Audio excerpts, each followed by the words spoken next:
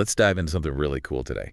Business innovation. I bet you're thinking, okay, another business topic, but we're going deep with this academic paper we've got. 3. Study Session 3, businessinnovation.pdf. Definitely exciting stuff. We're going to unpack how businesses create value, how thinking outside the box leads to success, and the steps to make those brilliant ideas a reality. Love it. I think people will be surprised how practical this actually is. It's not just theory. This document even talks about how innovation works right here in Nigeria. Speaking of which, Yeah. it starts off with a definition of business that's actually super relatable. It says business is an enterprise that involves the combination of 2 or more people coming together Okay. with ideas and resources for the purpose of providing goods or services to satisfy people's wants and as well to make a profit.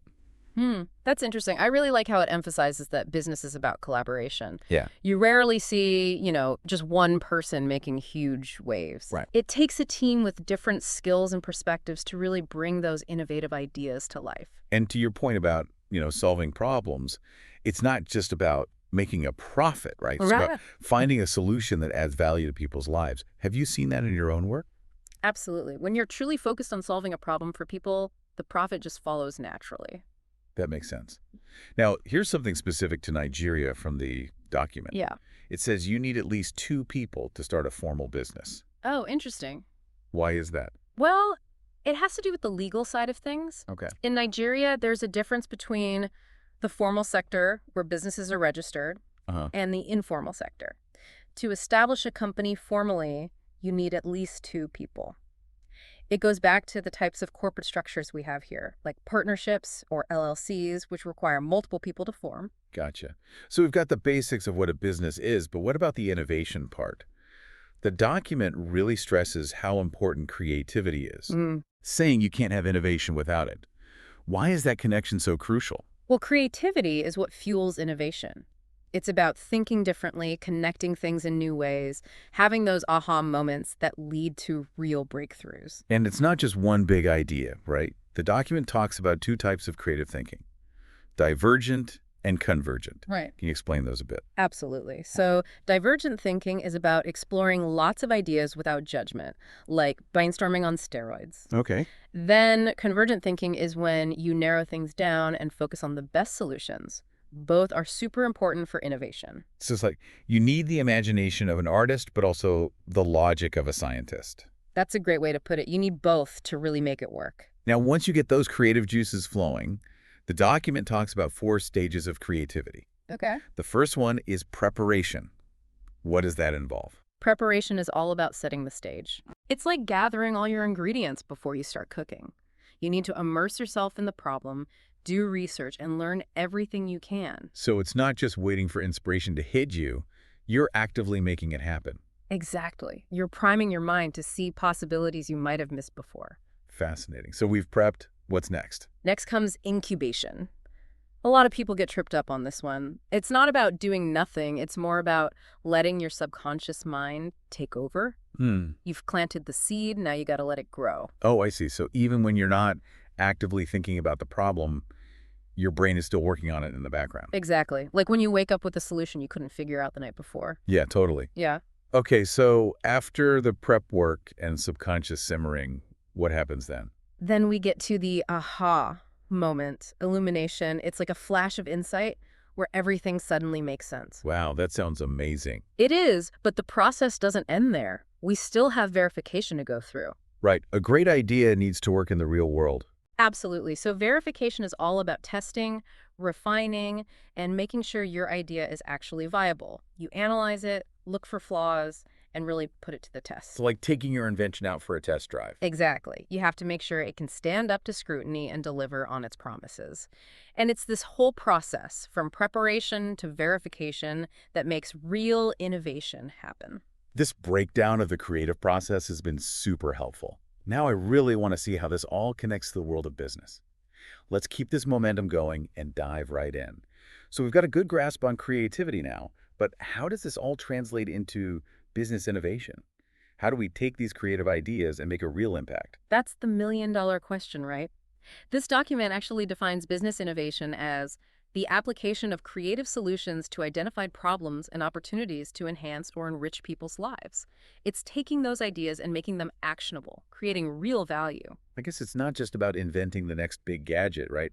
Innovation can happen in a lot of different ways. For sure, it's multifaceted. This document breaks it down into 5 main areas: introducing new products, implementing new processes, tapping into new markets, Huh. discovering new sources of supply, and even reorganizing whole industries. So it's not just what you create, but how you do it, who you're doing it for, even where you get your resources from. You got it.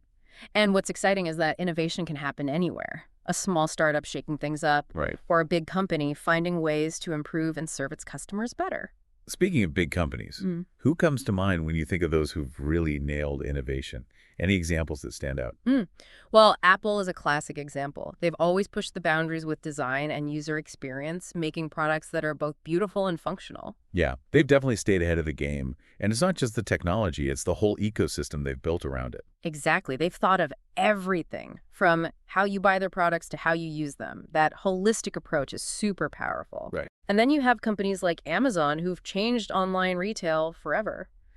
And they're always innovating in things like logistics and cloud computing. Those are great examples. This document actually highlights some Nigerian innovators too. It talks about Bill Gates and how he's constantly adapting Microsoft to stay competitive. Right.